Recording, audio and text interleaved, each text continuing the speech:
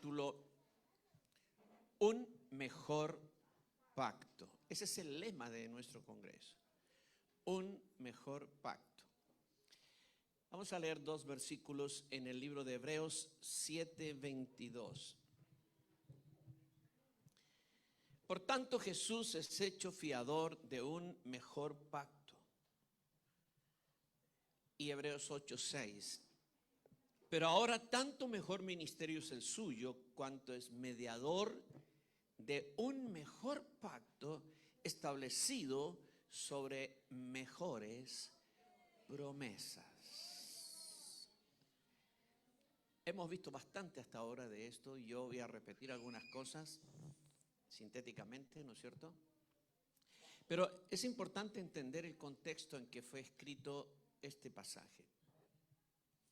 La iglesia estaba luchando contra uno de los primeros problemas que hubo en la iglesia de Cristo, que fue la corriente judía dentro de la iglesia, intentando que nosotros los gentiles cumpliéramos la ley. Es lo que llamamos el movimiento judaizante. Hemos hablado de eso en la escuela de Antioquía, ¿verdad? Pero a causa de esta pugna de los hermanos de la iglesia judía, cristianos, renacidos, llenos del Espíritu Santo, pero como dijo hoy día nuestro apóstol, llenos también de un espíritu religioso, de un legalismo que no se lo pudieron sacar nunca. Y a pesar de que hubo un concilio donde se definió que nosotros no tenemos que circuncidarnos, guardar el sábado, ni ninguno de los requerimientos de la ley, a pesar de eso, los hermanos judaizantes de Jerusalén continuaron en una batalla incesante contra nosotros los gentiles por causa de la libertad que tenemos en Cristo. Somos libres, amén. Libres del legalismo, de la religión de la ley. Entonces, en este contexto, el apóstol Pablo escribió el libro a los hebreos. Y el libro a los hebreos, casi de principio a fin, es una comparación entre lo antiguo y lo nuevo, entre el antiguo pacto y el nuevo pacto. No comienza hablando del antiguo pacto, no comienza haciendo la comparación, pero hace primero una comparación general de Cristo con las cosas más importantes. Por ejemplo, el apóstol dice que Cristo, el versículo 1 dice: Dios, habiendo hablado en los antiguos tiempos a los padres por los profetas, en estos postreros días nos ha hablado por el Hijo. Así que aquí tienes la primera comparación. ¿Quién es más superior o relevante, los profetas o el Hijo de Dios? Así que Él es superior a los profetas. Esta es la primera comparación. Luego en el mismo capítulo el apóstol avanza y hace una comparación entre Cristo y los ángeles. Los ángeles eran figuras muy importantes dentro del mundo judío y de la fe judía. De hecho, eran los mensajeros que traían a determinadas épocas y momentos las palabras de Dios para el pueblo de Israel. Y la misma ley, la ley de Moisés, fue dada por ángeles. Eso es lo que dice el mismo libro. Ahora, Él es superior a los profetas y también es superior a los ángeles. No hay ángel que sea superior al Señor, ¿verdad? Y lo establece claramente. Pero luego habla de una de las personas más importantes del mundo israelita, que es Moisés. Y cuando habla de Moisés, dice que Moisés fue un fiel siervo en la casa de Dios. Un fiel siervo. Y hace la comparación entre el siervo de la casa y el dueño de la casa. ¿Y quién es más importante? ¿El siervo o el dueño? Obviamente el dueño. También compara a Jesús con Josué, el conquistador de la tierra prometida, el que fue finalmente el siervo que hizo que se cumpliera la promesa que por siglos había estado pendiente de que ellos entrarían a la tierra que Dios les había prometido. Y dice que Josué no les dio el reposo, pero Cristo nos da el reposo. Así que entonces está comparando todo el tiempo esta comparando. Y luego entra a comparar a Cristo con Aarón. Cristo, sumo sacerdote según el orden de Melquisedec, y Aarón, el primer sacerdote de su orden. Y obviamente prueba de todas las formas que Cristo es superior a Aarón. Amén. Así que tenemos un sumo sacerdote que es superior a todo y a todos. Amén. No solamente es ganador, no solamente es victorioso, pero es superior. No hay nadie mejor que él. Y tú estás con él. Tú estás con el mejor. Amén. ¿Cuántos están contentos de estar con el mejor? Amén.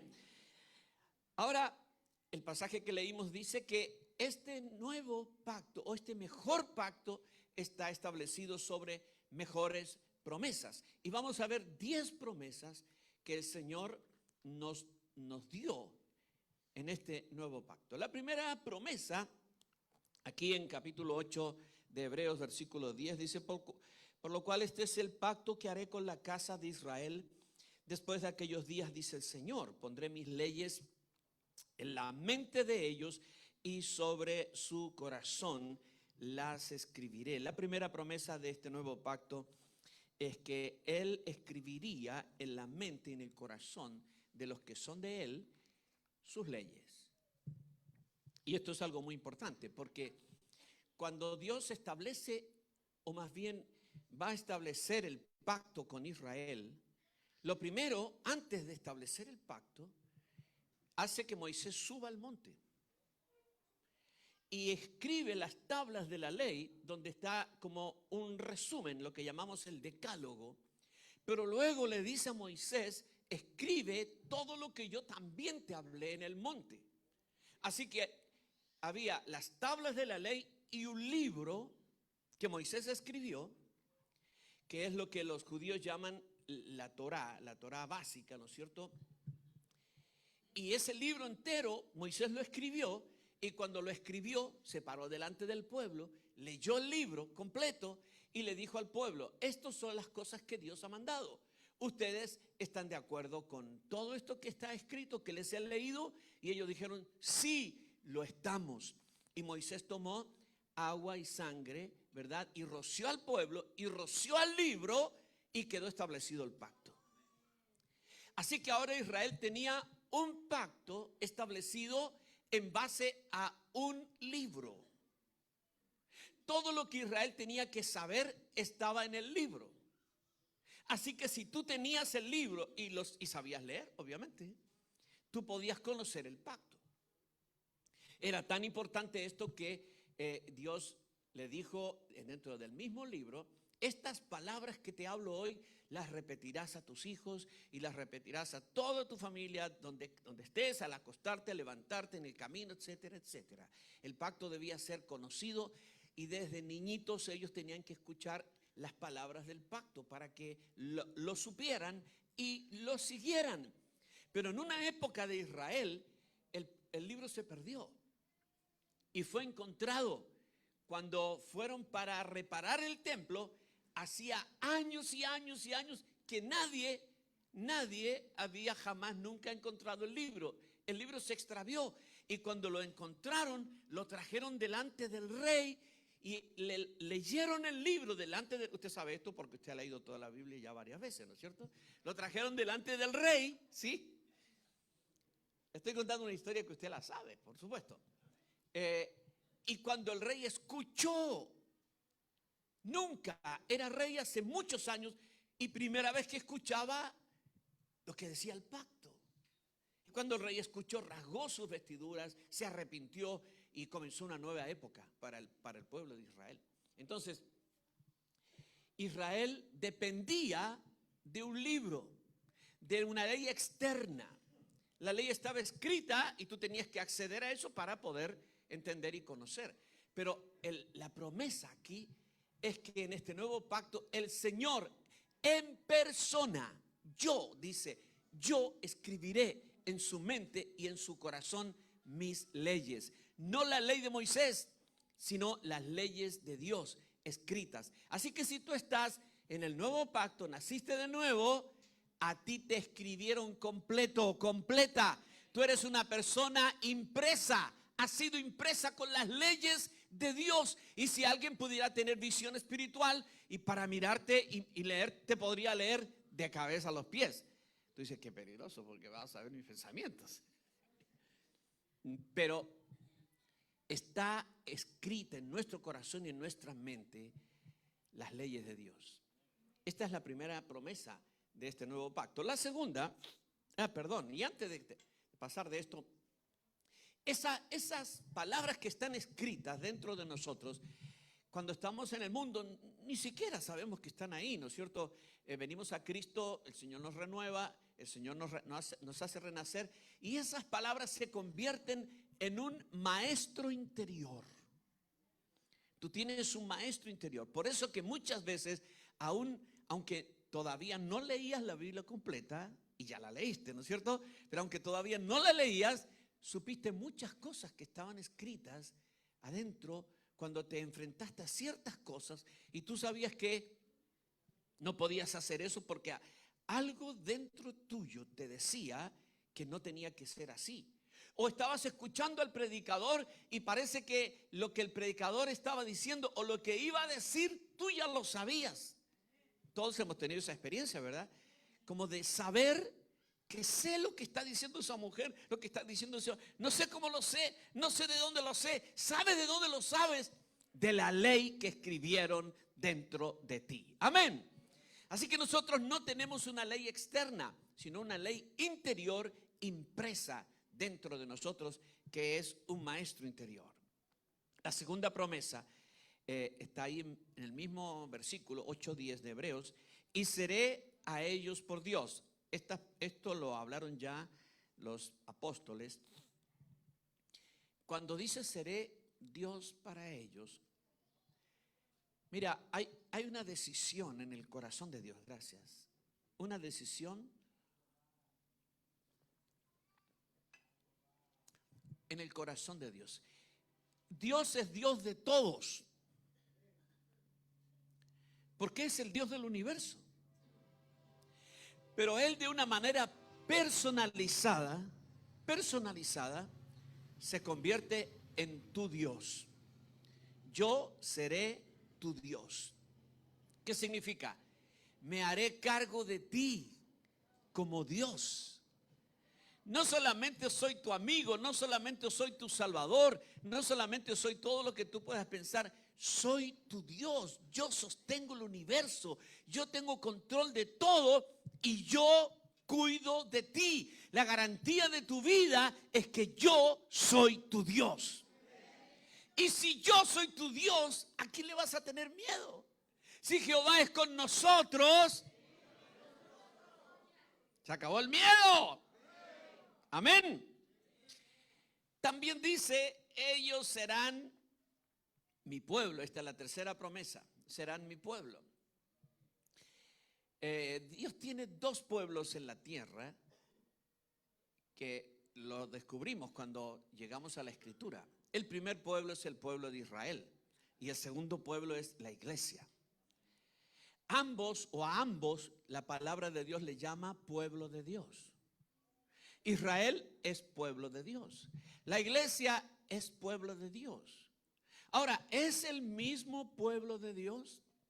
Tú vas a escuchar algunos expositores en YouTube que dicen que la iglesia es la continuación de Israel o la ampliación de Israel.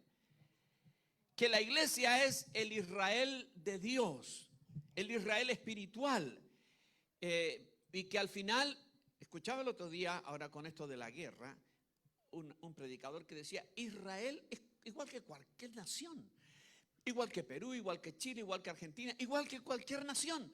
No hay ninguna diferencia, porque el Israel de Dios somos nosotros. Eso estaba diciendo.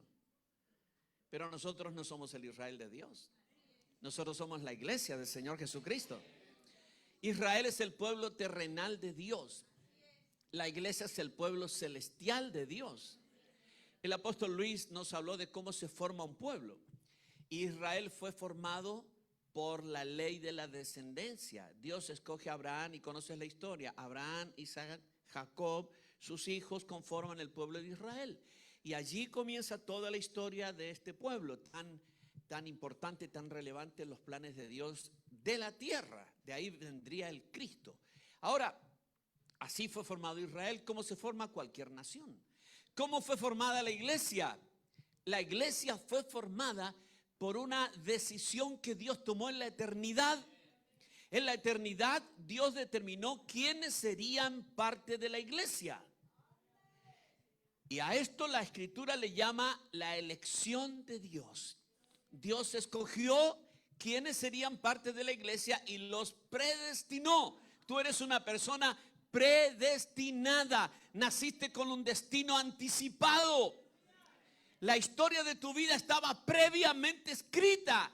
Tú no estás haciendo el guión, lo hicieron para ti. Tú simplemente estás viviendo la película de Dios. Amén. Y la iglesia, entonces, el origen de la iglesia no es como son los pueblos. Los pueblos nacen de una cabeza patriarcal y se van desarrollando. La iglesia no. La iglesia apareció.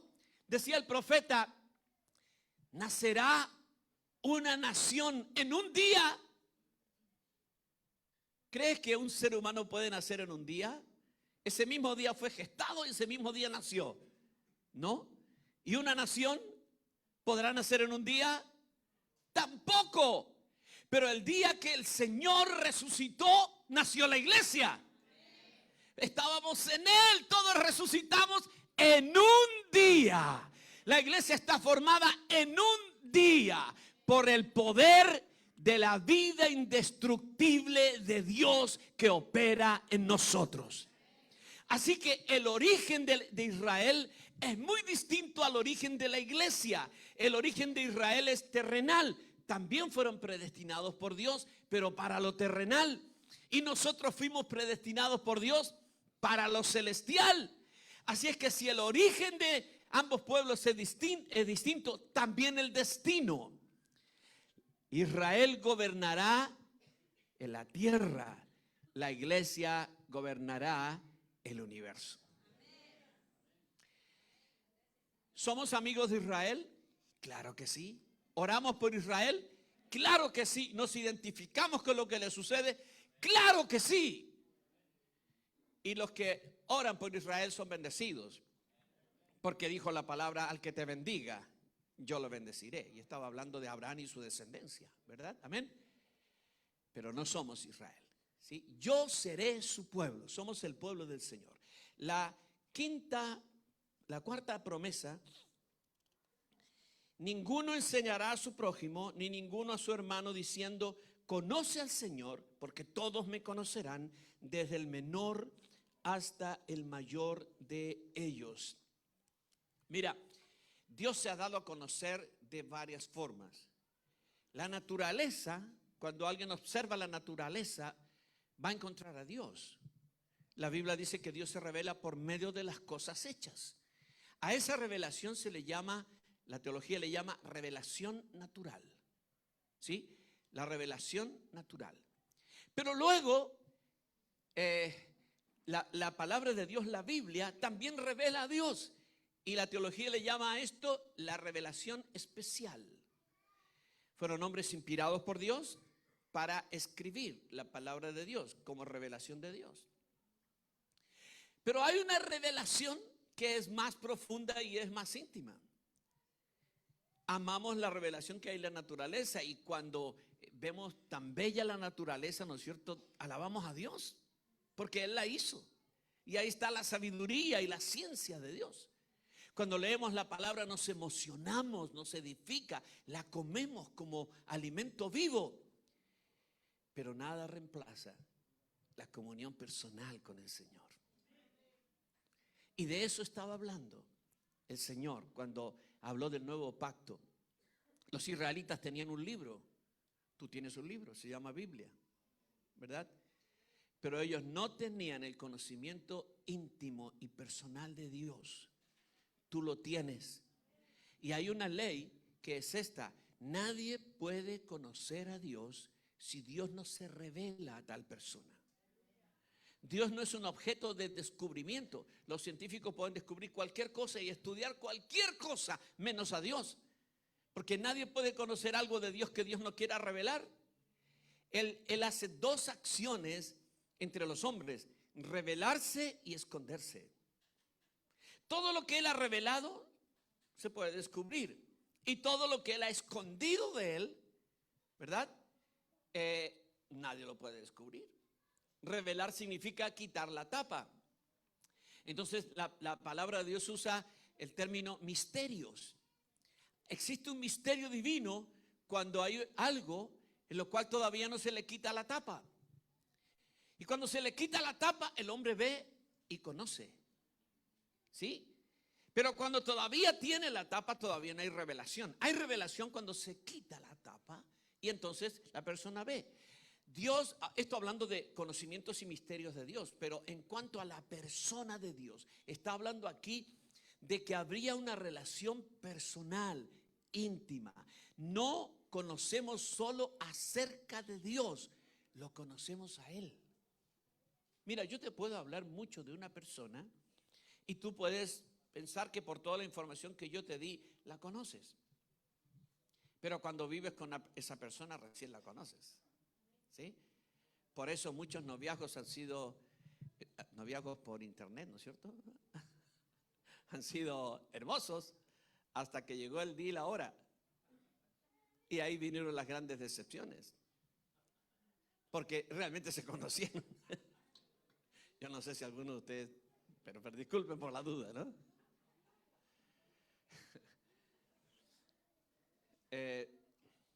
Conocer a Dios es más que una cuestión intelectual.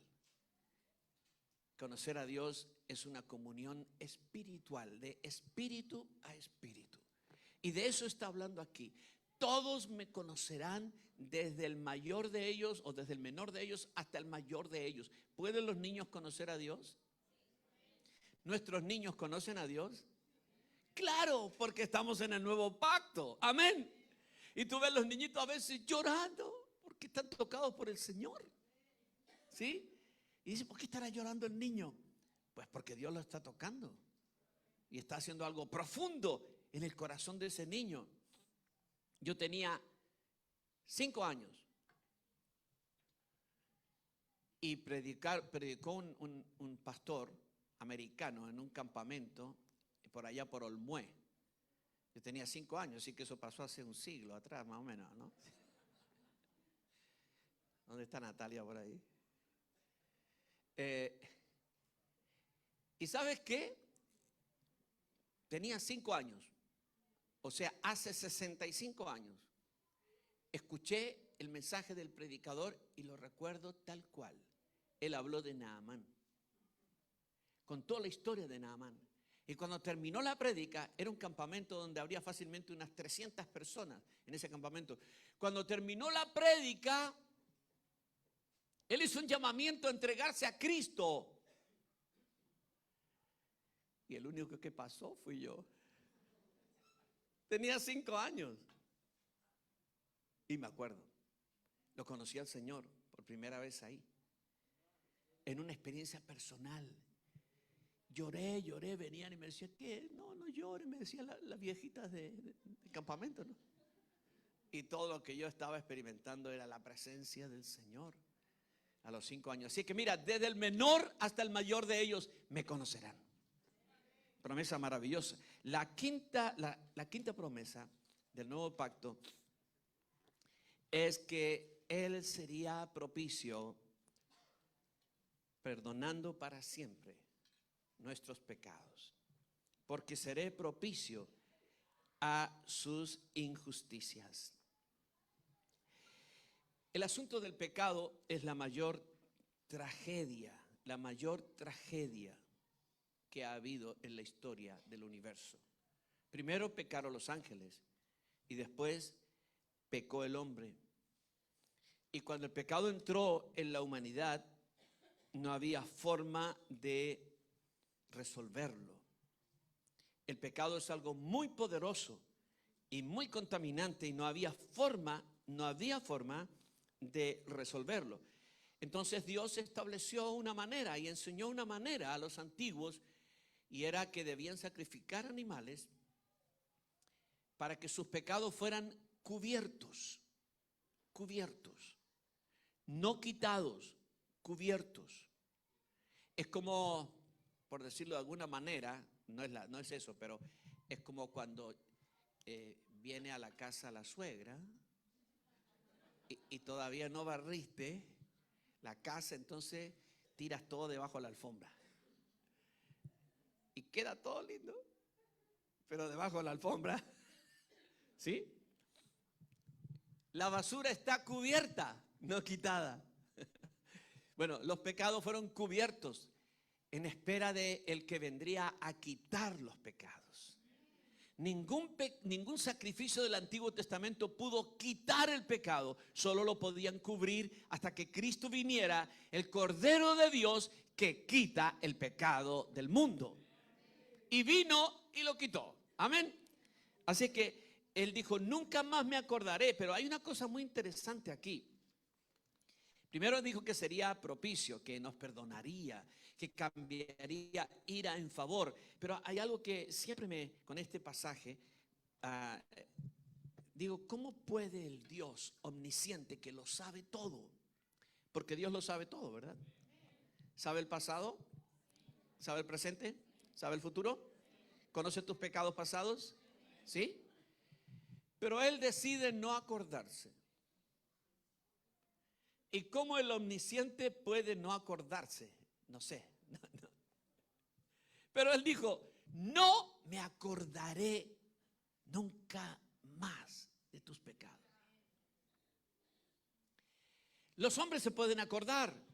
Nuestros enemigos se acuerdan de nuestra vida anterior y de nuestros pecados, ¿sí? Y a veces nuestros amigos también, ¿sí? La gente se acuerda de nuestros pecados muchas veces para descalificarnos, pero Dios no se acuerda de tus pecados. El diablo se acuerda de tus pecados, los demonios se acuerdan de tus pecados, pero Dios no se acuerda de tus pecados. Y la pregunta es, si Dios no se acuerda de tus pecados, ¿qué derecho tienes tú de acordarte de tus pecados? ¿Eres mayor que Dios? Entonces, si Él decidió olvidarse de tus pecados, creo que tú también tienes que tomar la decisión de olvidarte de tus pecados. Amén. El pecado está ahí constantemente. ¿Y sabe lo que está haciendo? El pecado lo que hace es ensuciar nuestra conciencia.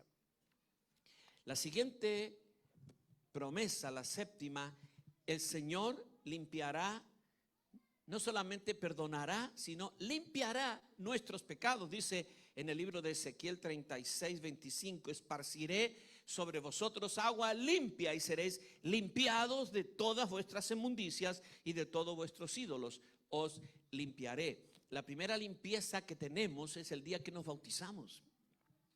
Ese día nuestros pecados son lavados, limpiados, quedamos limpiecitos, purificados por el Señor. Pero tú sabes que después de ese día nunca más pecamos, ¿verdad?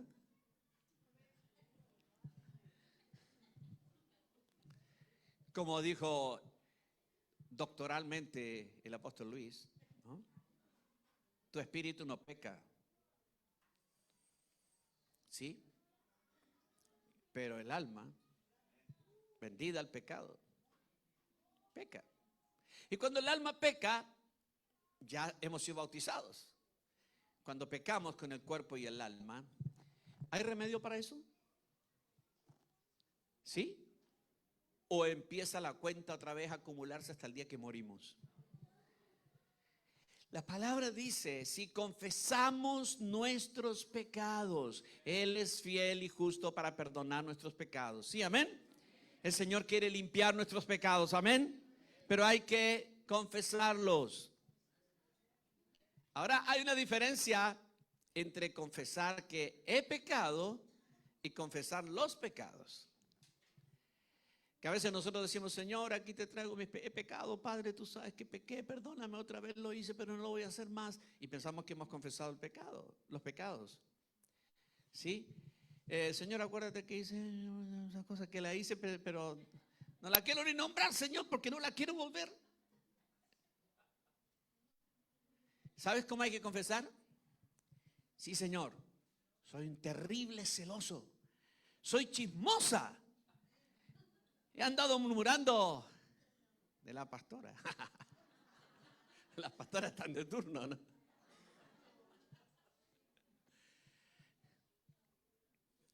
Los pecados deben confesarse delante del Señor con nombre. Pequé de esta forma, hice esto. ¿Sabes por qué? Porque cuando confesamos el pecado, desnudamos el pecado. No lo cubrimos, lo desnudamos. Y cuando desnudamos el pecado y lo confesamos tal cual, la sangre de Jesucristo, su Hijo, nos limpia de todo pecado. Él prometió, es parte del nuevo pacto. Así que mira, perdonados y limpiados. Perdonados y limpiados. La octava promesa que el Señor nos dio es que Él pondría dentro de nosotros un corazón nuevo y un espíritu nuevo, y quitaría el corazón de piedra y nos daría un corazón de carne.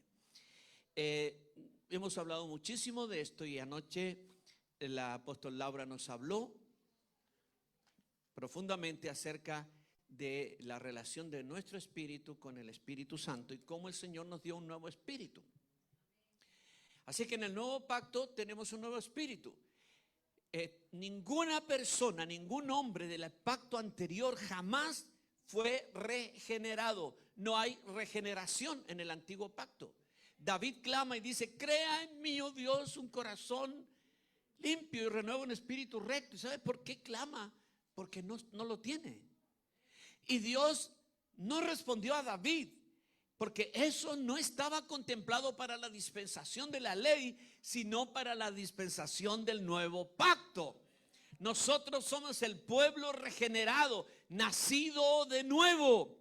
Hemos nacido de nuevo por la gracia del Señor, y se nos ha dado un corazón nuevo y un espíritu nuevo. Amén. Y ahora todo lo que vivimos en el nuevo pacto es con el espíritu. El alma es solamente un esclavo, o debe ser un esclavo del espíritu. En el antiguo pacto tú podías ministrar sin conciencia de tu espíritu porque no había regeneración. Los hombres ministraban con su naturaleza humana y ellos buscaban a Dios, y por eso en el antiguo pacto nunca se dice que los hombres tienen que servir a Dios con el espíritu, pero sí con el corazón. Por eso Dios reclama a través del profeta y dice: este pueblo de labios me honra, pero su corazón está lejos de mí. Porque Dios requería el corazón, y amarás al Señor con todo tu corazón y con toda tu mente y con toda tu alma. Fíjate, el espíritu no está por ningún lado, porque ellos no podrían ministrar a Dios con el espíritu. Su espíritu estaba muerto. Pero viene el nuevo pacto, y una de las primeras cosas que hace el Señor es hacernos renacer en espíritu. Aleluya. Tenemos un espíritu renacido, resucitado, que oye, que ve, que escucha, que huele, que anda, que camina, que viaja, que va, que viene, que va al tercer cielo, que va al inframundo, que se mueve por el mundo. Un espíritu potente, y ese es el órgano servidor de Dios. Amén. Cada hombre y mujer del nuevo pacto debe conocer los poderes que Dios ha puesto en su espíritu, las capacidades del espíritu, la intención del espíritu, los deseos del espíritu, los apetitos del espíritu, los sentidos espirituales del espíritu, porque es el hombre interior, y ese hombre interior es el verdadero siervo de Dios. Ese hombre interior es el verdadero adorador, el verdadero sacerdote, ese es el verdadero guerrero, el verdadero pastor, el verdadero profeta, el verdadero apóstol. El espíritu, el hombre interior que tienes tú, es el siervo del Señor, es la sierva del Señor. Entonces actívalo, practica, muévete, aprende más y más, y mientras más fluyas en el espíritu, más gracia.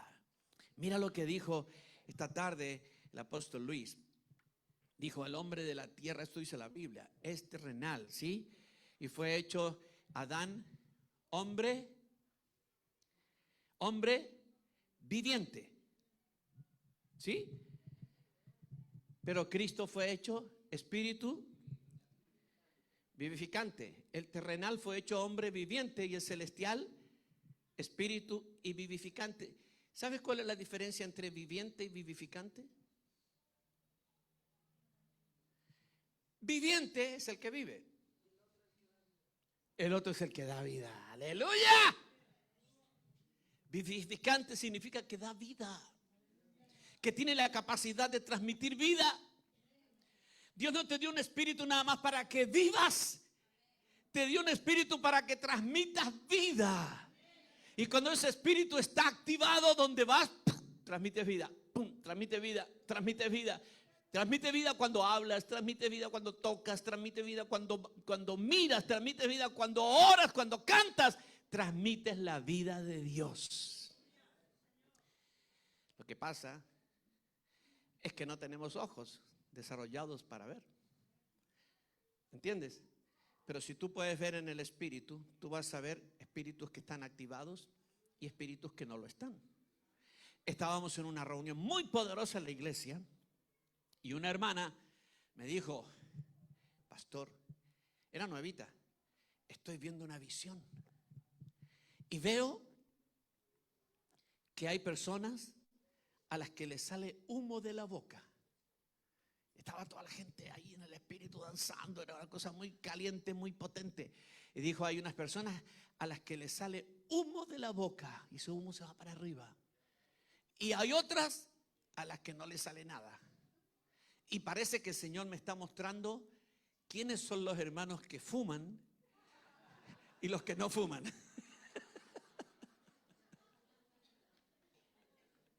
¿Serás tú de los que fuman? El espíritu. Bueno, un nuevo espíritu. Amén. Además, como habló nuestro apóstol ayer, no solamente nos dio un espíritu nuevo, que ya es una tremenda cosa, pero puso su espíritu dentro de nosotros. En el antiguo pacto, reyes, sacerdotes y profetas recibían la unción del Espíritu Santo que se derramaba sobre ellos. Como, físicamente era un cuerno de aceite que se derramaba y que daba la unción. Esa unción era la habilitación y la capacidad para desarrollar la tarea que el Señor les había encomendado. Ahora, no entraba, no vivía dentro de ellos. Es más, cuando Jesús vino y estaba con los apóstoles, les dijo: el Espíritu está con ustedes, pero todavía no está dentro, pero va a estar dentro de ustedes. Y el día que el Señor resucitó, ¿recuerdas? Sopló sobre ellos y les dijo: reciban el Espíritu Santo. Ese día, por primera vez en la historia humana, entró el Espíritu Santo dentro de un grupo de hombres, porque habían renacido, porque tenían un espíritu, y el espíritu es el hábitat, el espíritu renacido es el hábitat necesario y adecuado para que viva el Espíritu Santo de Dios. Amén. Muy bien. Y la 10ª promesa que el Señor dio, que también lo hablaron nuestros apóstoles: haré que andéis en mis estatutos y guardéis mis preceptos y los pongáis por obra. Esta es la gracia del Señor. Este es Dios pidiéndote que hagas y luego haciendo en ti lo que te pide que hagas. Qué bueno, ¿no? ¿Sí? Gracias a Dios que somos la iglesia y que tenemos esta bendita bendición. Mejores promesas, pero también el nuevo pacto está establecido sobre mejores sacrificios. Y el libro de Hebreos, por todo el libro de Hebreos, desde el capítulo 4 para adelante, empieza a hablar de los sacrificios y del poder de los sacrificios. Y cuando tú observas y habla del poder de los sacrificios, lo que dice es que todos los sacrificios del antiguo pacto, todos, tenían cierto poder. cierto poder para purificar o limpiar o reconciliar al hombre con Dios, pero era limitado. Dice que no podían hacer perfectos a los hombres. El hombre traía su sacrificio por el pecado y Dios cubría el pecado, pero el hombre no cambiaba internamente, no alcanzaba la perfección. Por lo tanto, a la semana siguiente volvería otra vez con su sacrificio, porque no podía dejar de pecar.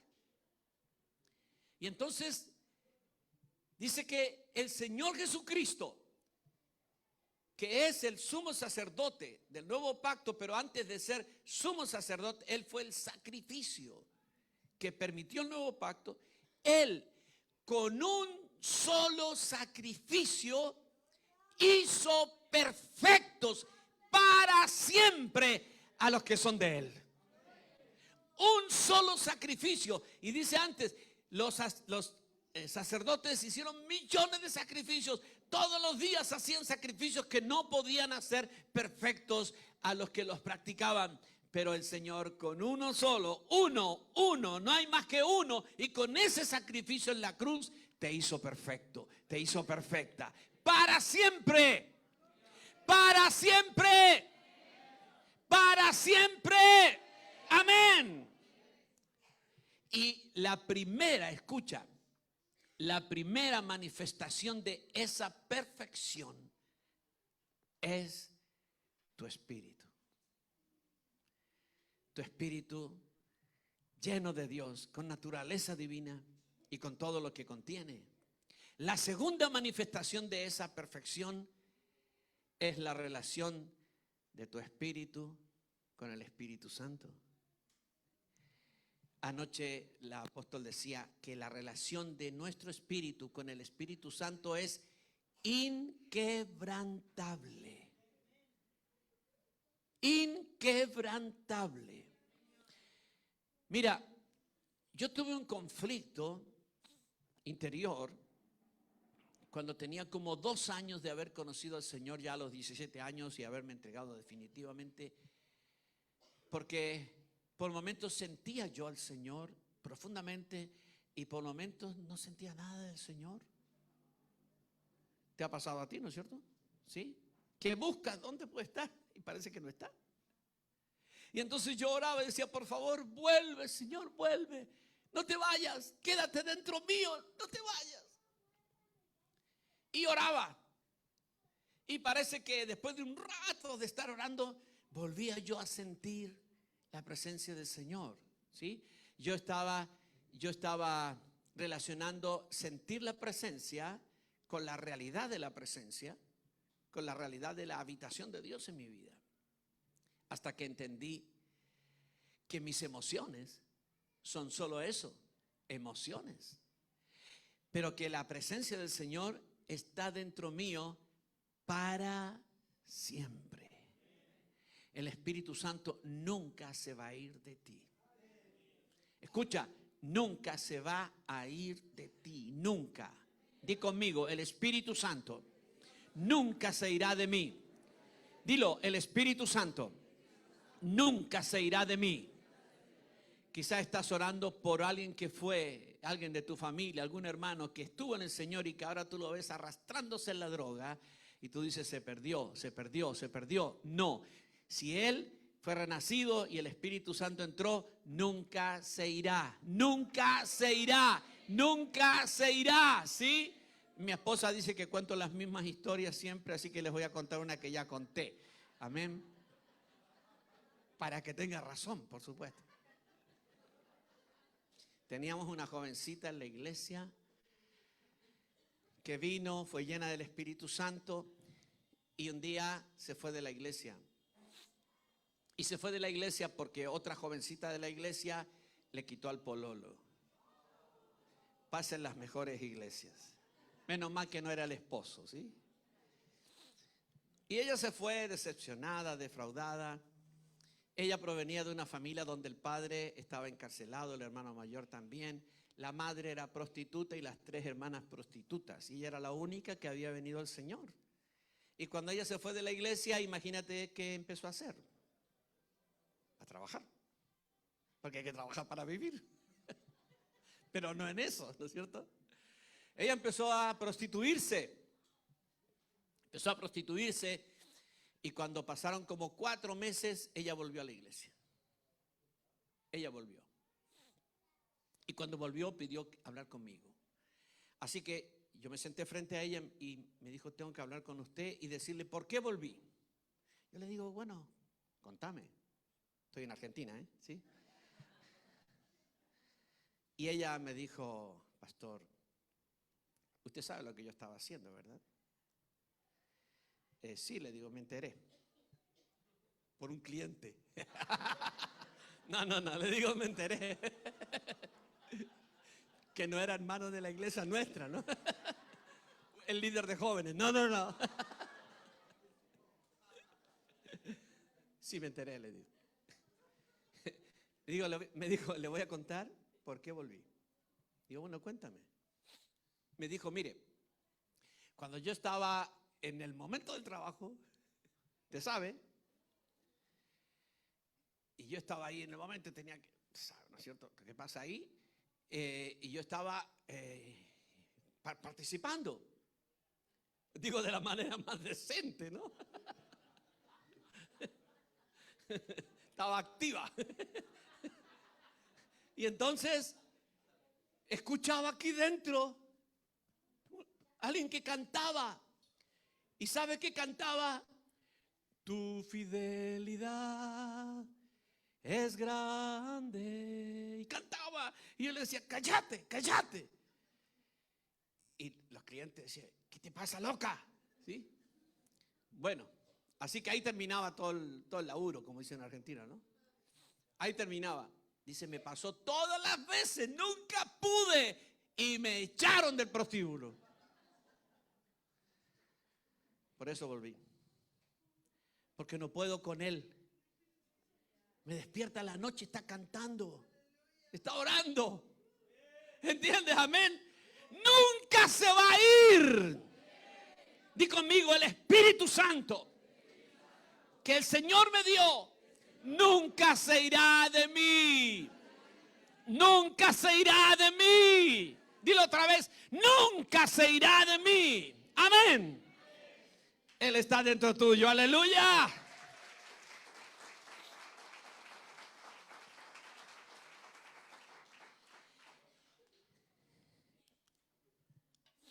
Y la tercera cosa inquebrantable es que tenemos una relación con el Padre Celestial que tampoco nunca terminará.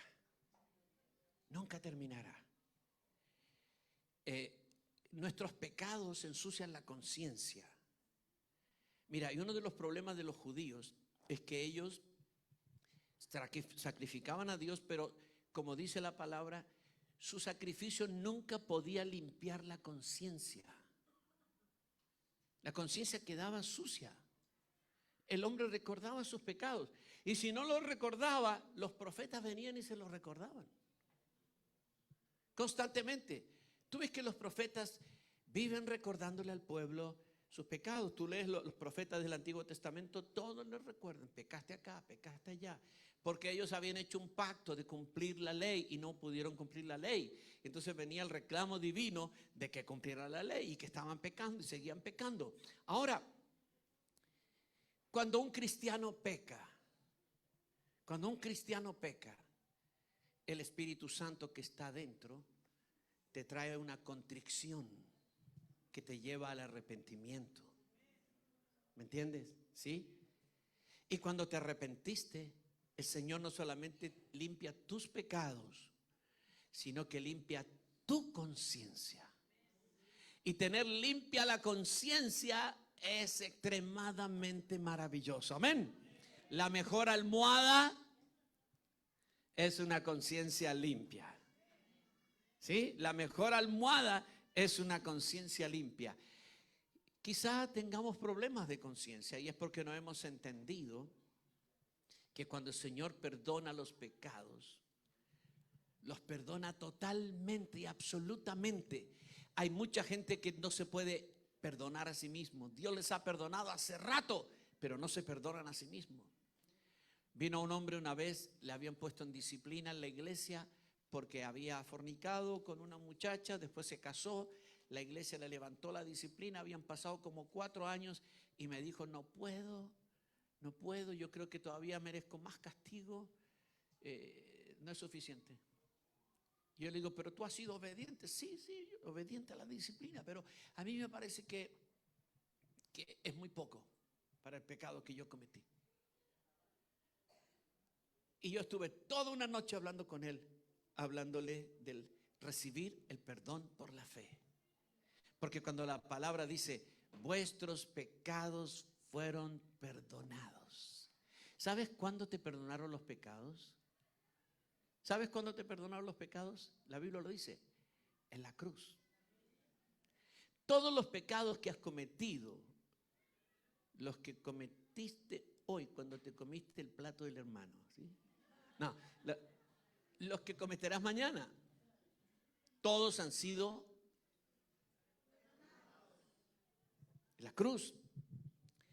Pero como todas las cosas de Dios que el Señor Jesucristo consiguió, todas se activan con alguna acción nuestra.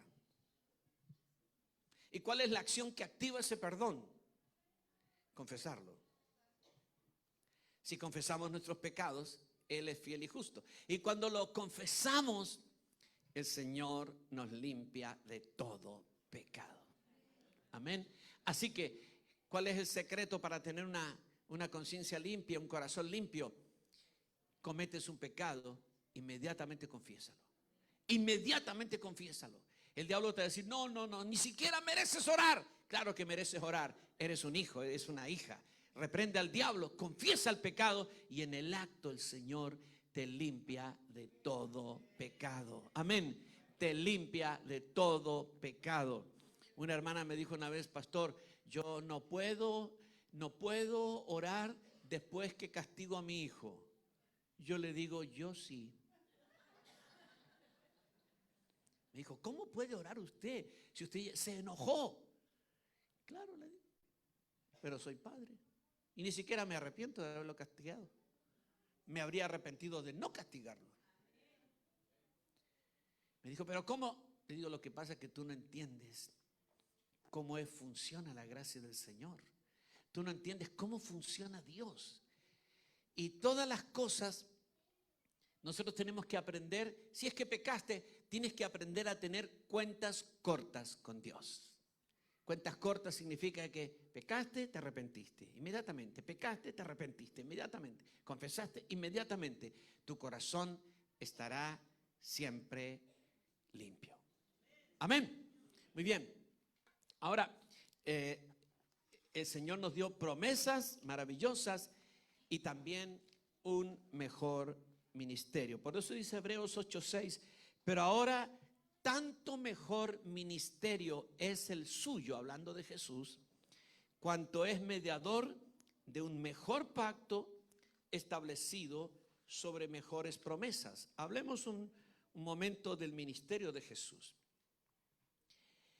Hebreos 8:2 dice, ministro del santuario, hablando de Jesús, ministro del santuario, de aquel verdadero tabernáculo que levantó el Señor. ¿Sí? De aquel verdadero tabernáculo que levantó el Señor. Cuando Moisés levantó el tabernáculo que Dios le ordenó que levantara, había entonces 2 tabernáculos.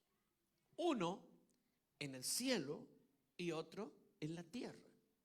Uno levantado por Dios, otro levantado por el hombre. El tabernáculo que levantó Dios era el tabernáculo original. El tabernáculo que levantó Moisés era la réplica terrenal, ¿sí? Hecho conforme al modelo, proporcionalmente, ¿verdad? Porque el tamaño de ambos tabernáculos es muy distinto, pero proporcionalmente tenía que tener la misma forma, las mismas dimensiones proporcionales. Pero el Señor no es ministro del tabernáculo terrenal, ni podría haberlo sido, porque los únicos que podían ser ministros del tabernáculo terrenal eran los hijos de Leví, los sacerdotes descendientes de Leví. Y Jesús era descendiente de la tribu de Judá. Por lo tanto, él no podía ser ministro del tabernáculo terrenal, pero acá dice la palabra que él es ministro del tabernáculo celestial, ¿sí? Y luego dice, aquel verdadero tabernáculo que levantó el Señor, no el hombre, no el hombre. El tabernáculo que levantó el hombre, aquí el apóstol dice que el verdadero, y usa la palabra aletinos, que significa algo que es real, algo que es sustancial. Dice que el verdadero era el que levantó Dios. Por lo tanto, el otro que levantó el hombre por orden de Dios no era el verdadero tabernáculo, pero era un punto de conexión entre Dios y el hombre. Como ejemplo, cuando tú tienes, por ejemplo, una maqueta de una casa. La maqueta proporcionalmente tiene las mismas dimensiones de la casa. Así que tú miras la maqueta y tú sabes cómo será la casa que vas a comprar, ¿no es cierto? Porque estás mirando la maqueta y la maqueta es hecha en dimensiones proporcionales a la casa. Y tiene las mismas ventanas, las mismas puertas, los mismos ambientes, pero en pequeño, ¿sí? La casa. ¿La maqueta es la casa? ¿La maqueta es la casa? Pero mirando la maqueta puedes imaginarte la casa, ¿verdad que sí? Un hermano oraba y decía, Señor, dame una casita, dame una casita, dame una casita. El Señor le respondió, le regalaron una maqueta. No ores por una casita, oras por una casona, amén. Bueno, escucha, la maqueta se parece a la casa, pero no es la casa. No tiene la sustancia de la casa, no tiene los materiales de que está edificada la casa, no tiene las dimensiones de la casa, no tiene los ambientes de la casa, ni tiene el espíritu de la casa. Se parece a la casa, pero no es la casa. Así era el tabernáculo que levantó Moisés. El verdadero era el que estaba en el cielo. Y nuestro amado Señor Jesucristo es sumo sacerdote en ese tabernáculo del cielo, el celestial, el que levantó Dios. Ese que es el original, del cual el otro era la réplica.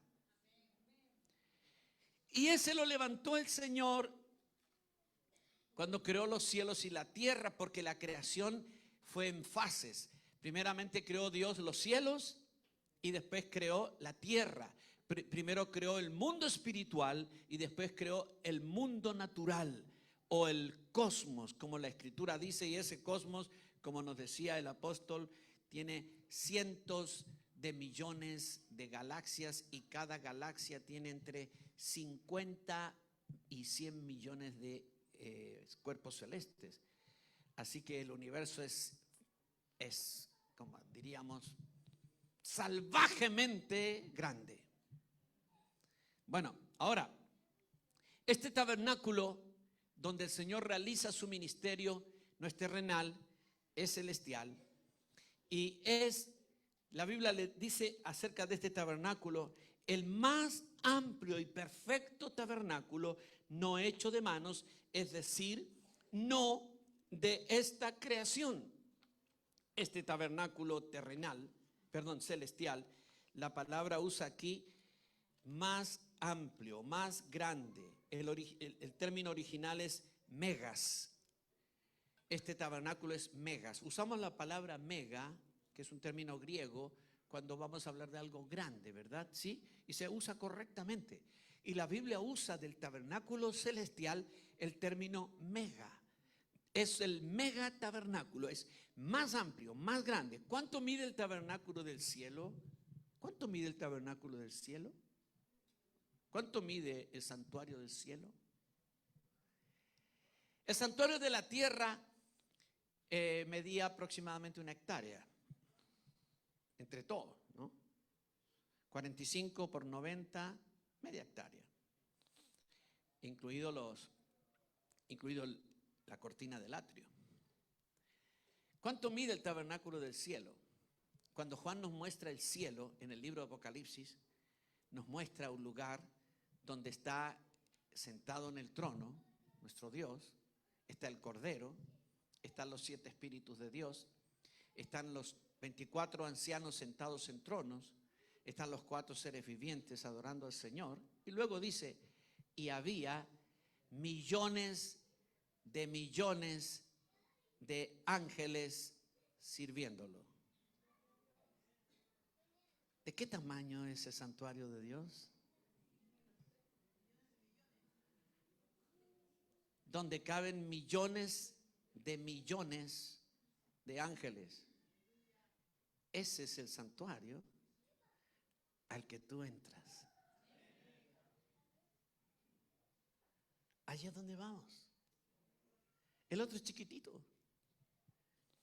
Imagínate cuántas personas entrarán, cuántos cristianos entrarán en este momento, cuántos estarán allá en el lugar santísimo. Nosotros estamos en el lugar santo espiritualmente hablando, ¿verdad? Y justo entramos a orar por el hermano Pepe, la hermana María. Oremos todos, unámonos. Muy bien, 200 hermanos entramos al santuario celestial. ¿Cabemos todos ahí? ¿Caben nuestros espíritus ahí? Tú dices, no, pero es que los espíritus no son incorpóreos, son intangibles en este mundo. Pero en el otro no. En el mundo espiritual todo es tangible. El trono es tangible. Las salas de los ángeles son tangibles. Los tronos de los 24 ancianos son tangibles. Las copas de oro son tangibles. El incienso es tangible. Los altares son tangibles. Todo es tangible. Y los ángeles también son tangibles. En la otra dimensión tú puedes tocar a los ángeles. Así que si son tangibles, ocupan espacio.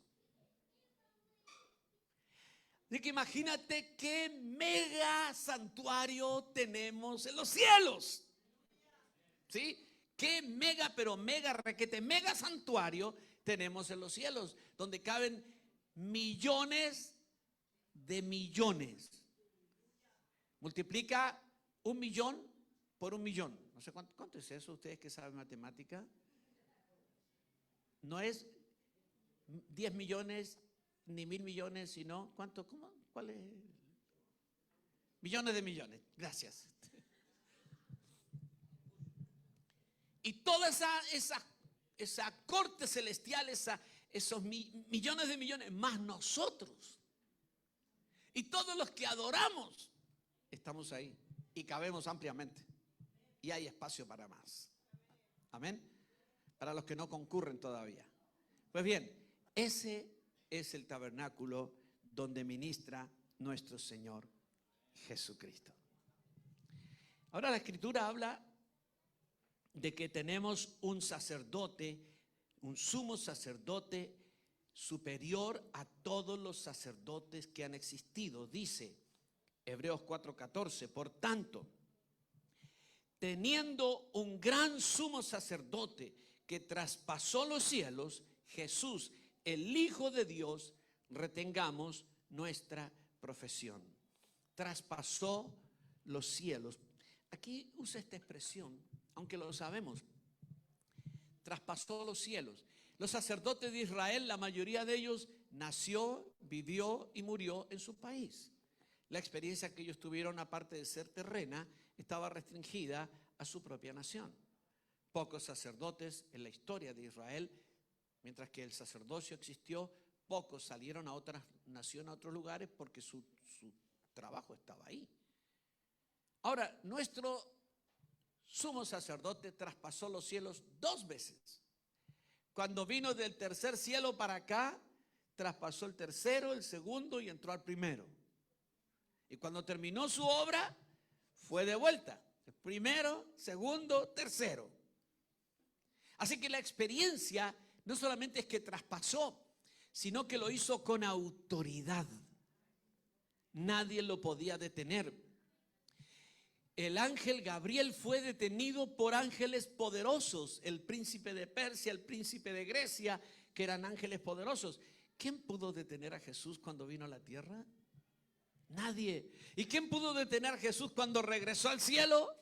Nadie, porque Él es el mega poderoso, el más poderoso. Amén. Nadie lo supera a nuestro amado sumo sacerdote. ¿Qué más dice la Escritura?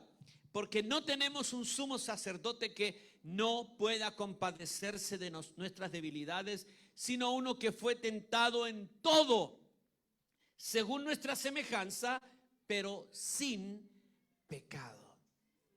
Sin pecado. ¿Conoce el Señor la tentación? ¿Conoció el Señor la tentación? ¿Conoció lo que es ser tentado? También supo lo que es resistir la tentación. ¿Tú conoces lo que es ser tentado? ¿Y sabes lo que es resistir la tentación?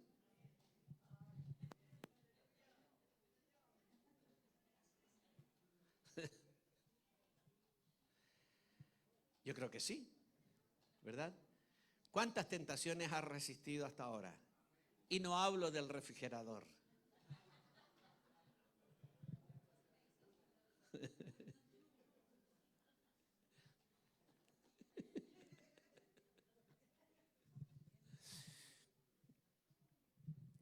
Mira, ¿sabes quién es el que te da el poder para resistir la tentación?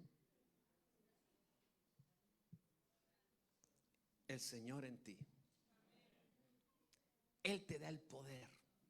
Él resiste la tentación en ti, porque Él hace dos cosas: se compadece, pero se compadece porque te entiende, pero no te hace ronroneo.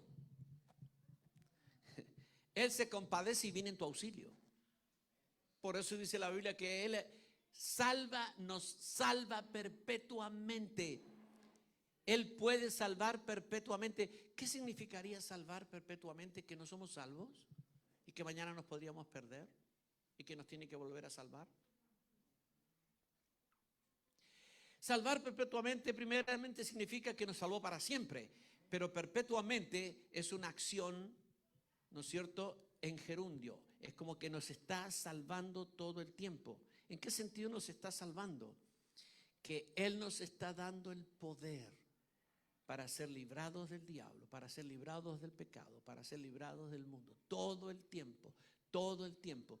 Cada vez que alguien, un cristiano, resiste la tentación, es Cristo resistiendo la tentación en él. No te creas que eres tú. No te creas que es porque ayunaste que resististe la tentación. No te creas que porque leíste la Biblia 50 veces resististe a la tentación. No te creas que porque eres hijo del pastor resististe la tentación. Aquí le habla un hijo del pastor, ¿sí? No creas nada de eso. Todo lo que ocurre en nosotros de manera victoriosa espiritualmente es porque Cristo lo hace en nosotros. Él nos salvó definitivamente, nunca nos vamos a perder, somos salvos para siempre, pero nos está salvando todos los días del pecado, del poder del pecado, amén. Del poder del pecado. Como dijo un predicador, nos salvó definitivamente de la condenación del pecado, pero nos está salvando todos los días del poder del pecado. Amén. Así que el pecado no te va a llevar a condenación eterna. Ya fuiste salvo, pero tú necesitas victoria todos los días del poder del pecado, ¿verdad que sí? Y el Señor nos está salvando todos los días perpetuamente. Amén. Gloria al Señor. Ahora, Él es santo, sin mancha, sin pecado. Y por eso el apóstol dice en Hebreos 7:26, porque tal sumo sacerdote nos convenía, santo, inocente, sin mancha, apartado de los pecadores y hecho más sublime que los cielos. También hablando del mismo Señor Jesucristo, Hebreos 5:9, habiendo sido perfeccionado, vino a ser autor de eterna salvación para todos los que le obedecen. El autor de la salvación es nuestro sumo sacerdote, el Señor Jesucristo. Él es el autor y a Él pertenece la salvación. Por tanto, cada persona que necesita la salvación tiene que venir a Cristo para ser salvo. Nadie puede ser salvo por sus méritos. Cuando la iglesia comenzó, siglo III o IV, hubo una discusión teológica acerca de de si el hombre podía, por su propia fuerza, derrotar el pecado y ser salvo. Y entonces discutieron entre los teólogos de aquel tiempo, porque había predicadores que decían que cada uno de nosotros tenía que usar toda su fuerza, toda su poder interior, ¿no es cierto?, su dominio propio, para no pecar y derrotar el pecado. Y que así le demostrábamos a Dios que realmente lo amábamos a Él y habíamos tomado en serio su salvación. La autoayuda predica un mensaje muy parecido, tocando otras cosas. Pero te voy a decir que ni el mensaje de autoayuda, ni las prácticas de ascetismo, ayunos prolongados para vencer el pecado, autoflagelaciones como hace la Iglesia Católica, tú sabes, ¿verdad? Sí. Y cuántas prácticas se hacen para derrotar el pecado. Ninguna de esas cosas tiene poder para derrotar el pecado. Nada de eso puede derrotar el pecado. El único que puede derrotar el pecado es Cristo en nosotros. Amén. Así que cuando tú estés tentado a caer en pecado, tú dile: Señor, sálvame. Y si eres argentino, decirle: sálvame, porque entiende igual.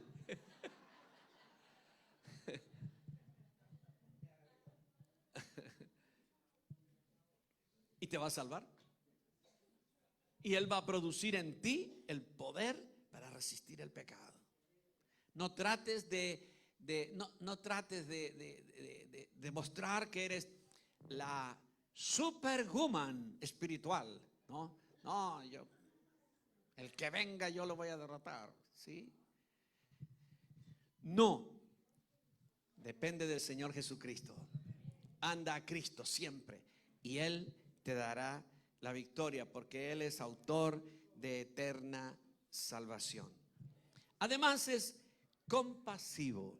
Hebreos 4:15, porque no tenemos un sumo sacerdote que no pueda compadecerse de nuestras debilidades.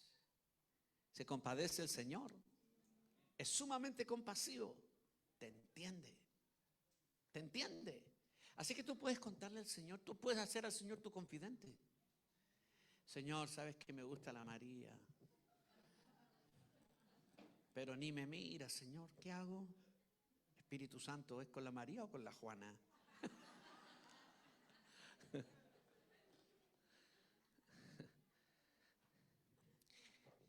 Si tú estás en el ambiente del espíritu religioso, del legalismo, no puedes hacer eso, ¿verdad? Pero ¿se puede hablar con el Espíritu Santo así? Señor, con estos 25 millones de dólares que gané, ¿me compro un yate o me compro un avión? ¿Puedes hablar con el Espíritu Santo? ¿Te va a guiar o no te va a guiar?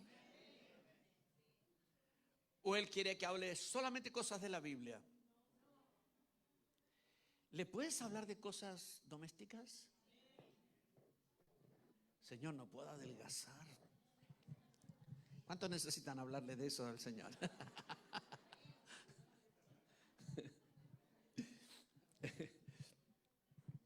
Padre, mira esta panza que tengo.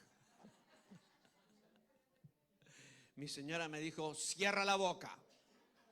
No la mía, estoy diciendo el que está orando, ¿no? No, pero no me lo ha dicho, pero me lo ha querido decir.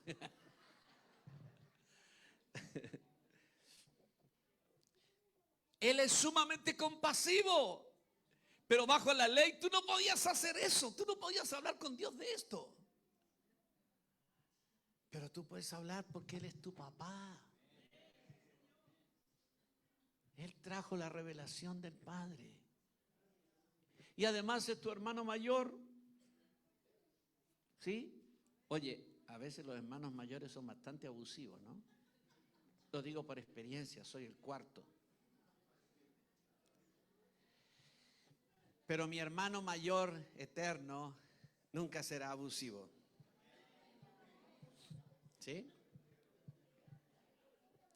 es maravilloso y me cuida. Y le cuento todo, ¿o no? Le puedes contar todo. Tus luchas, tus fracasos, tus deseos, tus frustraciones. Empieza a confiar en el Señor. Hazlo tu confidente, ¿sí? Mejor que el Señor sea tu confidente y no la Pepa. Porque el Señor nunca va a contar tu secreto. Te va a ayudar. Pero tu amiguita no sabe, ¿sí? El día que se enoje, Facebook.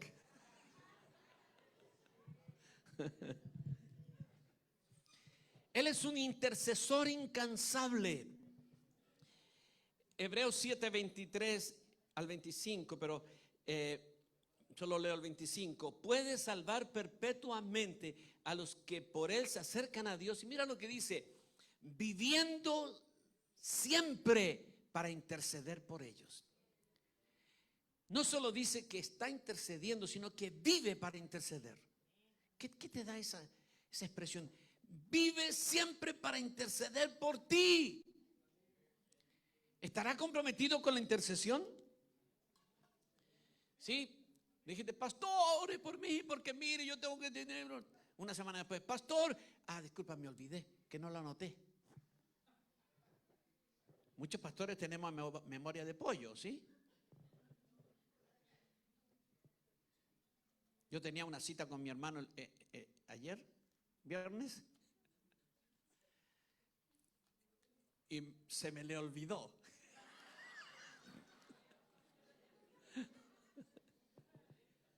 Memoria de pollo. No es excusa, le pedí perdón. Me arrodillé a sus plantas y me perdonó. Escucha, Él es intercesor incansable. ¿Y sabías que hay una cadena de intercesión? Hay una cadena de intercesión que empieza en el cielo. El primer y más grande intercesor es el Señor Jesucristo a la diestra del Padre.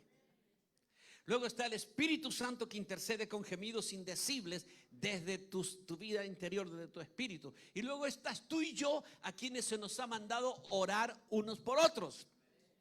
Así que en esa cadena hay 3 eslabones. Los 2 primeros van a cumplir. ¿Y tú? Pero tienes que saber que si en el mundo nadie orara por ti, si todo el mundo se olvidó de ti, nadie te toma en cuenta, hay uno que está intercediendo por ti. Y es el más poderoso, incansable y perseverante intercesor del universo. Se llama Jesucristo, aleluya, y es nuestro sumo sacerdote. Amén. ¿Cuántos de ustedes necesitan que alguien interceda por ustedes? Tú me dirás, en este momento no necesito porque tengo todo, pastor. No se moleste. Está todo bien en mi vida. Oye, necesitamos que todos los días oren por nosotros. Todo el tiempo, todo el tiempo. Tú no sabes a la vuelta de la esquina qué cosas ha tramado el diablo. Tú no lo sabes. Tú no sabes qué maldades hay para allá, para acá. Por lo tanto, necesitas estar cubierto de intercesión todo el tiempo. Por eso tenemos que orar, como dice, orando en todo tiempo, con toda oración y súplica por los santos. ¿Cuándo hay que orar por los santos? Todo el tiempo. Tú oras por ellos, ellos oran por ti. Amén. Todo el tiempo, todo el tiempo, todo el tiempo. Y allá arriba en el trono hay uno que está orando todo el tiempo y que tiene tanto compromiso con la intercesión por ti y por mí, que vive para interceder por nosotros. Vive para interceder por nosotros. Amén.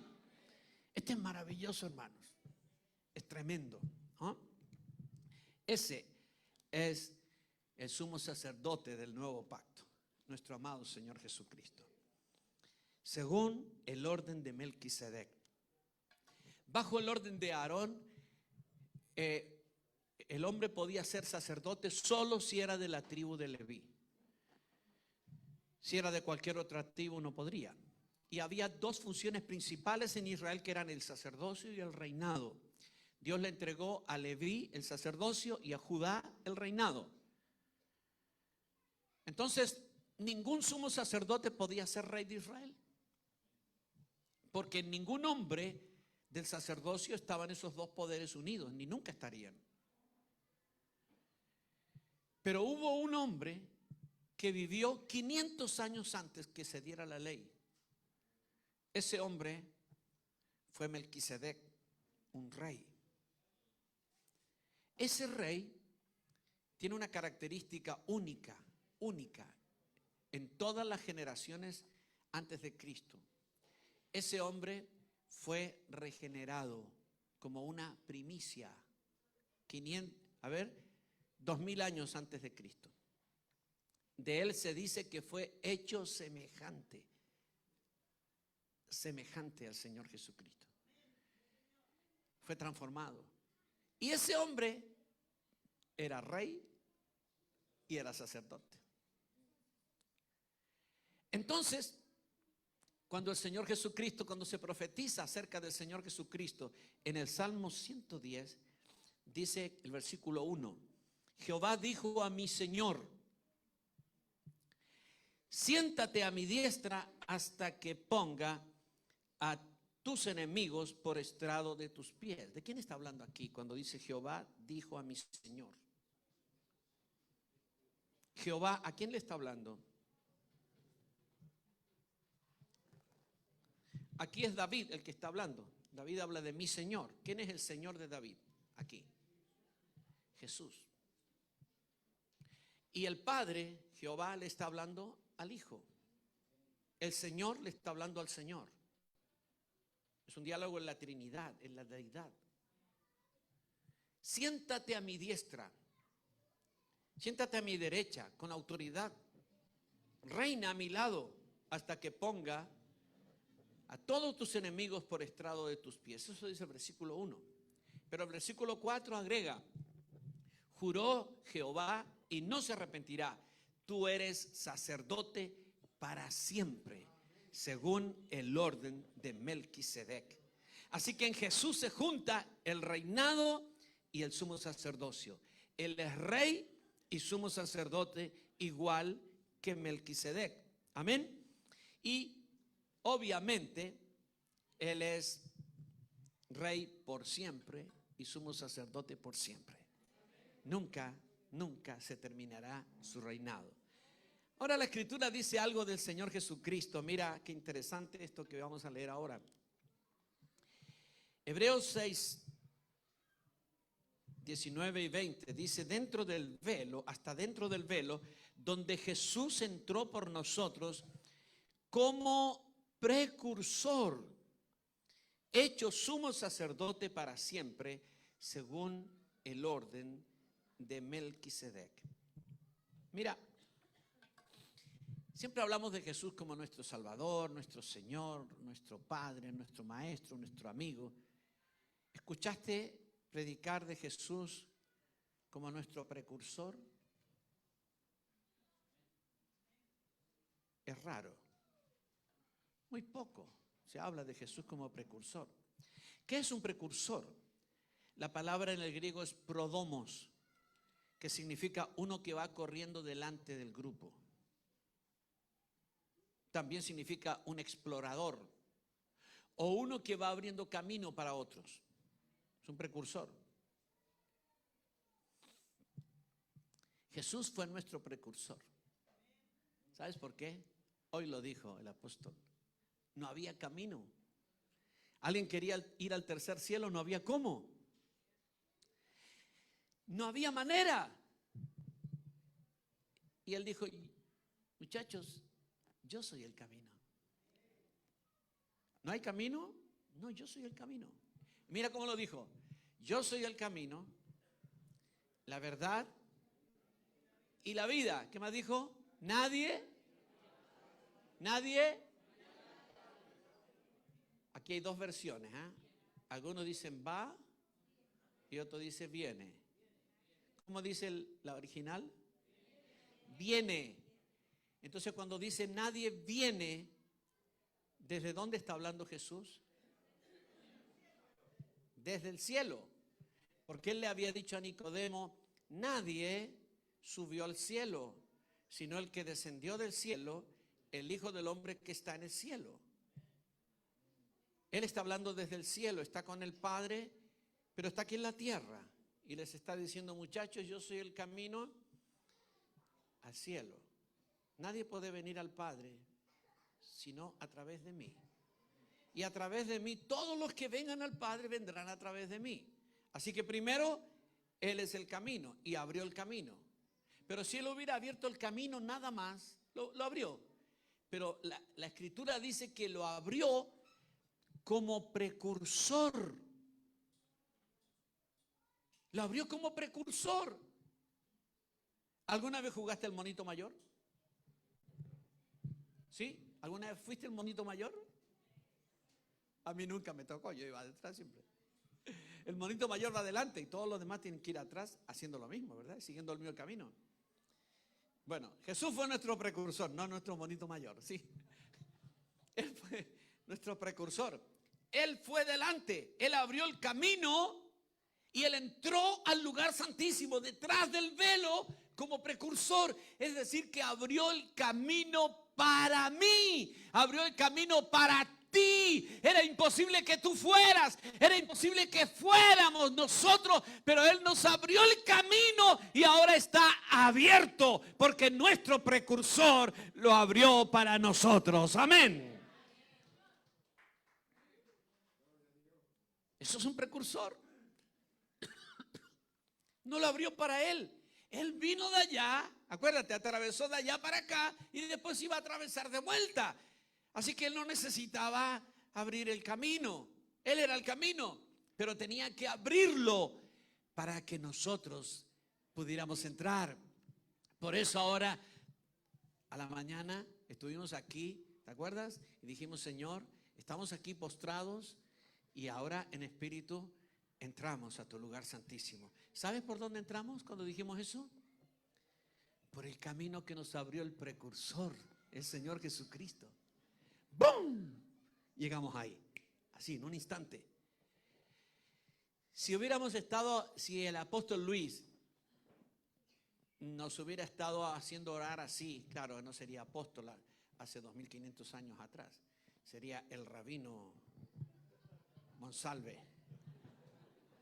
Y el rabino Monsalve con su capa ahí, haciendo que oremos, tratando de que entremos, haciendo la misma oración, ¿sabe? No llegaríamos ni al techo, hermano. Por más rabino que fuera, porque cara tiene, ¿no es cierto? Pero,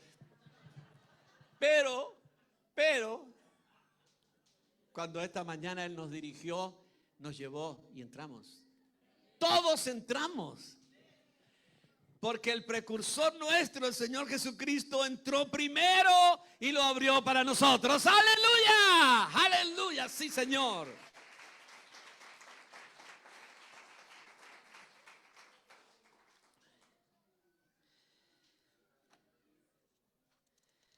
Bueno, como todas las cosas, ustedes saben, ¿no es cierto? Voy pasando hoja y hoja. Vamos a ver un punto más y se refiere a nosotros ahora. Hemos hablado del Señor Jesucristo y como dijo la apóstol Hilda, en el libro está todo el mensaje. Bueno, pero hablando de nosotros, se nos dio a nosotros en el nuevo pacto un mejor sacerdocio. Porque si el Señor es nuestro sumo sacerdote, ¿qué somos nosotros?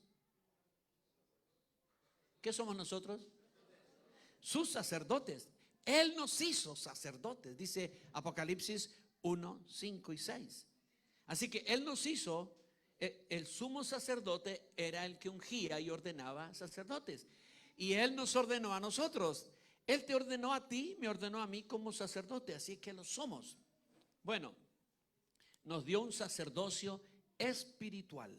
Y para este sacerdocio espiritual nos dio primero un templo espiritual. El templo en el cual servimos a Dios es espiritual. La casa es espiritual. Hay una relación muy íntima entre la casa sacerdotal donde se ministra a Dios y el sacerdocio. Ustedes saben que los judíos en el año 70 de esta era, es decir, hace 1960 o 50 años atrás, vinieron los romanos y destruyeron el templo de Jerusalén. Hasta ese día que destruyeron el templo, había sacerdotes que sacrificaban animales, ofrecían en el altar y todo el servicio ritual. Desde esa época, años 70 hasta ahora, nunca más un sacerdote o un descendiente de sacerdotes ha podido ministrar, porque ellos saben que no pueden ministrar si no está el templo y no está el altar. Por eso el gran anhelo de los judíos es reconstruir el templo. Usted dice, ¿para qué reconstruir el templo? Para poder oficiar, para ser sacerdote en el pacto judío, obviamente. Ahora, no hay sacerdocio activo si no hay casa. La casa y el sacerdocio están completamente unidos. Y nosotros tenemos casa donde ofrecer al Señor. El apóstol Eduardo dijo que esta casa era de él, así que aquí no. ¿No es cierto? Pero ¿cuál es la casa donde ofrecemos al Señor? El templo de Dios. El templo de Dios tiene 3 partes. Una en el tercer cielo, allá donde entramos al lugar santísimo. Otra que se llama la iglesia en los lugares celestiales. Y otra que es nuestro cuerpo. Amén. Nuestro cuerpo es el atrio. La iglesia es el lugar santo. En el segundo cielo. Y en el tercer cielo está el lugar santísimo. Esa es la casa de Dios. Es gigantesca. Es enorme, inimaginablemente enorme. Pero es nuestra casa sacerdotal. Tenemos casa. Somos sacerdotes. La casa es espiritual. Los altares son espirituales. ¿Tenemos altares nosotros donde ofrecer al Señor? ¿Tenemos altares? ¿Es este el altar? No. Tenemos altares. ¿Sabes que en los altares los israelitas le ofrecían a Dios y los sacerdotes comían de esa carne que era ofrecida? Y el apóstol Pablo dice, tenemos un altar del cual no tienen derecho de comer los que sirven al tabernáculo. Hay un altar.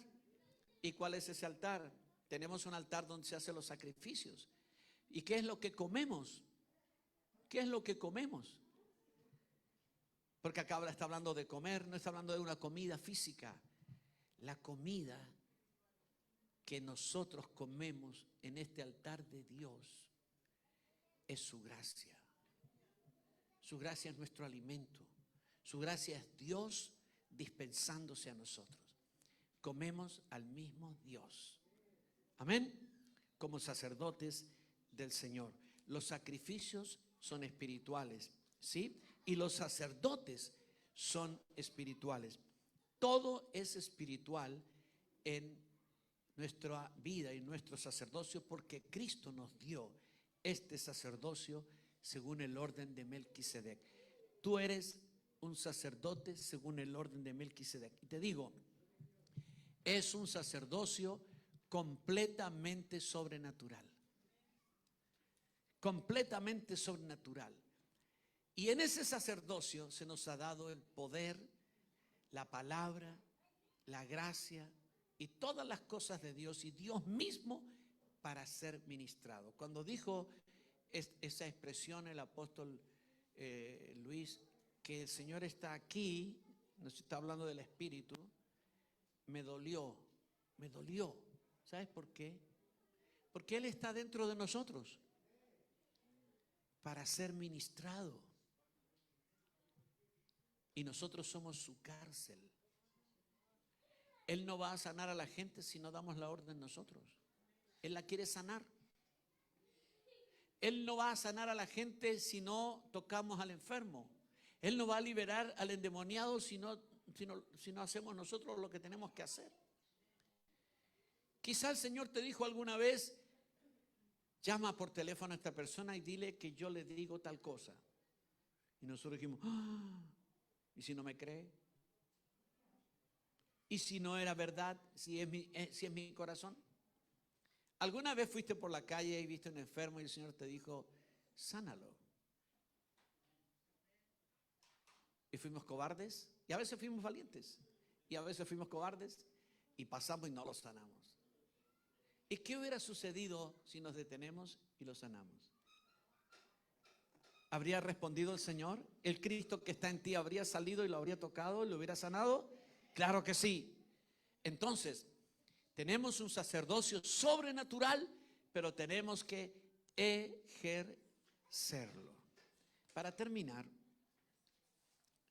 déjame mencionarte 3 aspectos de la esperanza, porque no solamente tenemos mejores promesas, mejor sumo sacerdote y mejor sacerdocio, sino que también tenemos una mejor esperanza.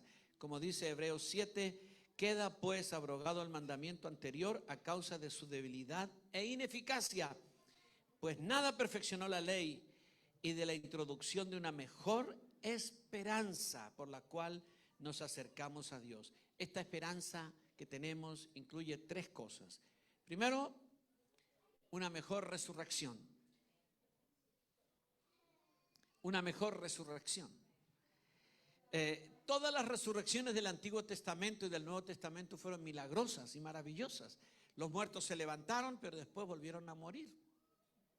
Los profetas levantaron muertos que después volvieron a morir. Incluso Jesús resucitó muertos que después volvieron a morir. Pero la resurrección de la que el Señor nos habla es para eternidad, para no morir más. ¿Cuántos anhelan esa resurrección? Escucha, no morir más, pero sin arrugas. Porque vamos a tener una vida larga, pero sin envejecer. Esta es la primera cosa de la mejor resurrección, vida eterna. La segunda es que la resurrección que esperamos es una resurrección con glorificación. No solo nos van a resucitar, pero nos van a glorificar. Cuando Cristo venga en el arrebatamiento, si ya partimos y el Señor viene después que partamos de este mundo, habremos muerto. Pero el Señor nos traerá con Él y nos va a resucitar con glorificación. Nos dará un cuerpo glorificado. Seremos transformados. Amén. Y si estamos todos aquí, el Señor viene esta noche, mañana, estamos vivos, no vamos a morir ni vamos a resucitar, pero vamos a ser transformados y vamos a tener la misma gloria y el mismo cuerpo incorruptible que van a tener nuestros hermanos que murieron en Cristo Jesús. Una mejor resurrección. La segunda cosa que el Señor nos ha prometido en el nuevo pacto es una mejor patria. Dios le prometió a Israel una patria y hoy la tienen. Y hoy los están atacando por todos lados, tú sabes, ¿verdad? Sí. Han luchado, han sufrido, estuvieron casi 2000 años sin esa patria. Finalmente, el año 1948 la recuperaron. Hoy están ahí, ¿verdad? Sí. Pero es un pueblo conectado, ligado absolutamente con esa tierra que era para ellos la tierra prometida. Esa es su patria. Y cuando Cristo venga, establecerá en esa tierra su reinado y desde ahí gobernará para todo el mundo por 1000 años. Esa es la patria del pueblo terrenal de Dios. ¿Cuál es tu patria? ¿Cuál es la tuya?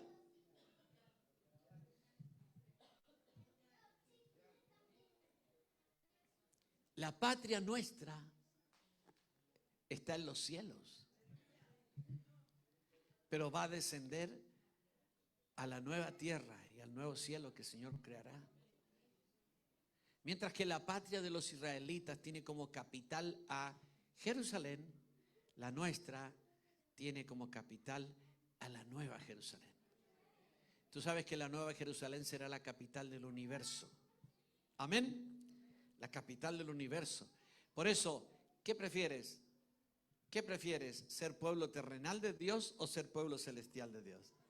Por supuesto, hay mejor patria. Y finalmente, ¿no es cierto? La última promesa del Señor, mejor y más perdurable herencia.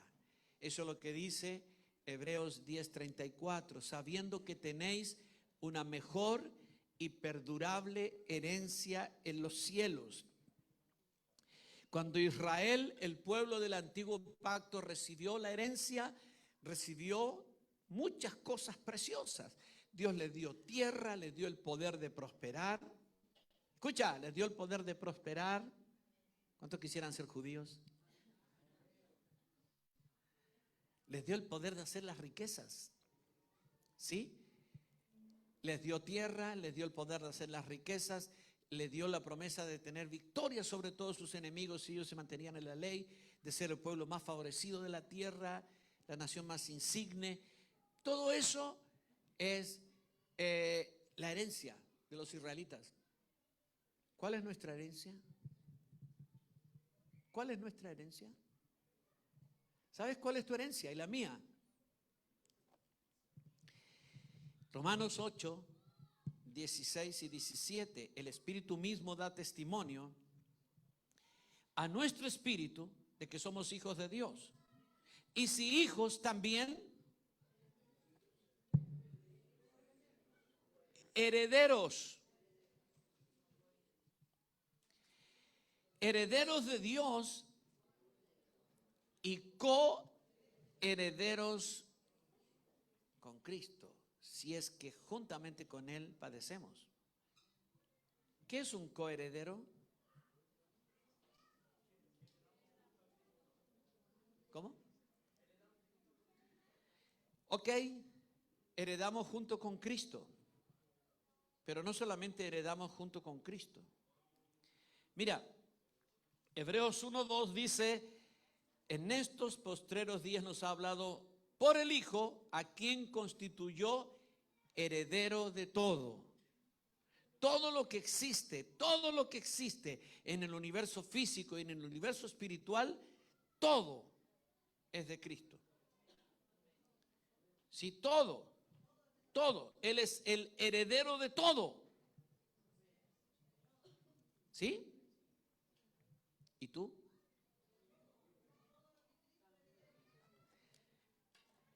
Tú eres coheredero.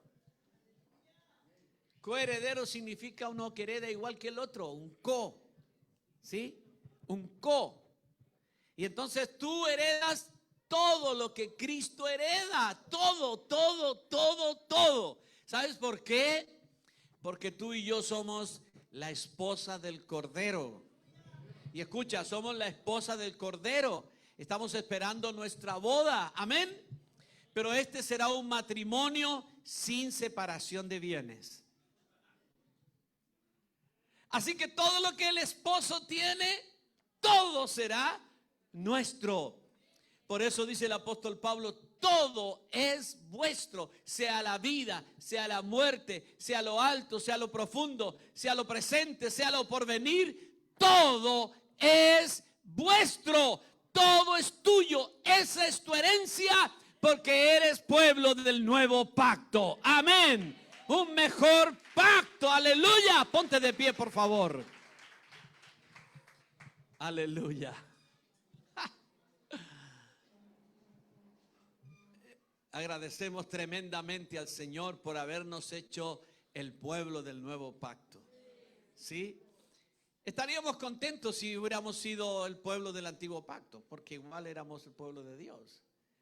Pero nos dieron lo más grande que se le puede dar a alguien, y es ser heredero de Dios. Maravilloso. Tenemos que agradecer al Señor y servirlo con amor todos los días de nuestra vida. Únete conmigo en esta oración. Di conmigo: Padre Santo, esta noche te doy infinitas gracias porque me has amado desde antes de la fundación del mundo. Me incluiste como tu esposa en el nuevo pacto, el mejor pacto. No hay otro mejor. Me hiciste tuyo para siempre y te hiciste mío para siempre. Me hiciste coheredero de Cristo, y todo lo que es de Él es mío también. No hay privilegio más grande. Gracias, Señor, porque gobernaré en todo el universo contigo. En todo el universo contigo. Contigo, Señor. Aleluya. Gracias por todos los privilegios y las promesas del nuevo pacto por este mejor pacto en el cual tú me introduciste. Gracias, Señor. ¿Cuántos agradecen al Señor? ¿Sí?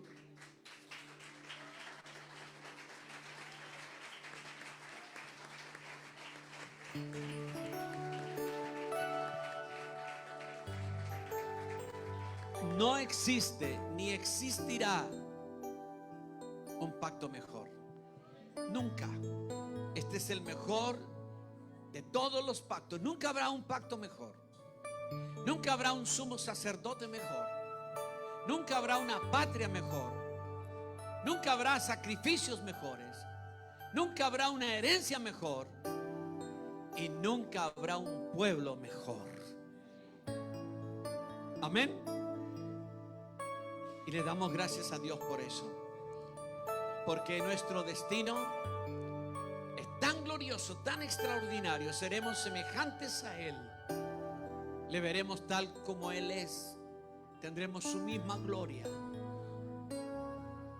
Y nosotros gobernaremos el universo con Él. Amén. Esto es maravilloso. Así que las pequeñas pruebas que vives en este mundo, pásalas. Tú estás destinado a la grandeza. Tu futuro es la grandeza.